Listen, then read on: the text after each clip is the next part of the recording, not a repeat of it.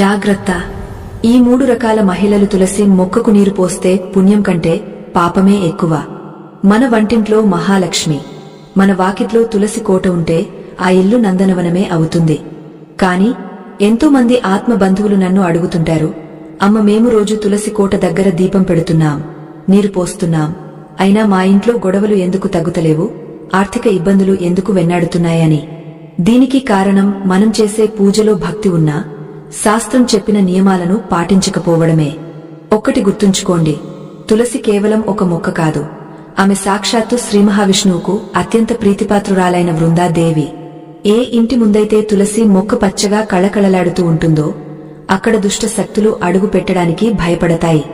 కాని అదే తులసి కోటను మనం అశ్రద్ధ చేసినా లేదా అపవిత్రంగా తాకినా ఆ దోషం మన వంశానికే తగులుతుంది. పురాణాల ప్రకారం ఏ సత్యాన్నైనా సగంలో వదిలేయకూడదు. అలా సగం జ్ఞానంతో చేసే పనులు అరిష్టాన్ని తెచ్చిపెడతాయి. అందుకే ఆధ్యాత్మిక ప్రయాణాన్ని ఎక్కడా ఆపకుండా పూర్తి వరకు సాగించండి. ఈ చిన్ని వీడియోను చివరి వరకు చూసిన వారికి మాత్రమే ఆ జగన్మాత పూర్తి అనుగ్రహం కలిగి మీ ఇంట అష్టైశ్వర్యాలు సిద్ధిస్తాయి. మన హైందవ ధర్మంలో తులసికి ఉన్న ప్రాముఖ్యత వర్ణనాతీతం. సాటి ధర్మారాధకులారా, మనం నిత్యం చేసే చిన్న చిన్న తప్పులే మన జీవితంలో పెద్ద సమస్యలకు దారితీస్తాయి. ముఖ్యంగా ఇంట్లోని మహిళలు తులసి మొక్క విషయంలో అత్యంత జాగ్రత్తగా ఉండాలి. ఇల్లాలు పవిత్రంగా ఉంటేనే ఆ ఇల్లు పవిత్రంగా ఉంటుంది. శాస్త్రం ప్రకారం 3 రకాల మహిళలు తులసి మొక్కకు నీరు పోయడం వల్ల ఫలితం శూన్యం అవడమే కాకుండా విష్ణుమూర్తి ఆగ్రహానికి గురికావాల్సి వస్తుంది. ఆ 3 పరిస్థితులు ఏమిటి, అసలు తులసికి నీరు పోసేటప్పుడు మన మనసు ఎలా ఉండాలి అనేది ఇప్పుడు లోతుగా తెలుసుకుందాం.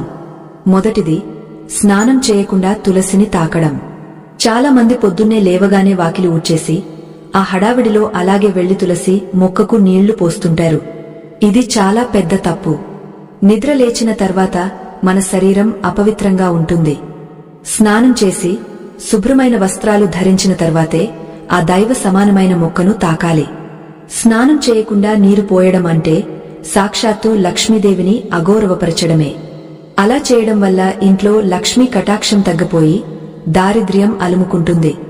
శరీర శుద్ధి లేనిదే ఆత్మశుద్ధి కలగదు.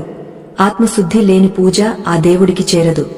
రెండవది, నెలసరి సమయంలో తులసిని తాకడం లేదా నీరు పోయడం. ఇది చాలా సున్నితమైన విషయం, కాని శాస్త్రం దీనిపై స్పష్టమైన ఆదేశాలు ఇచ్చింది. ఋతుస్రావం జరుగుతున్న ఆ 3 లేదా 5 రోజులు మహిళల శరీరంలో ఉష్ణోగ్రత ఎక్కువగా ఉంటుంది మరియు ఆధ్యాత్మిక పరంగా అది అశౌచకాలం.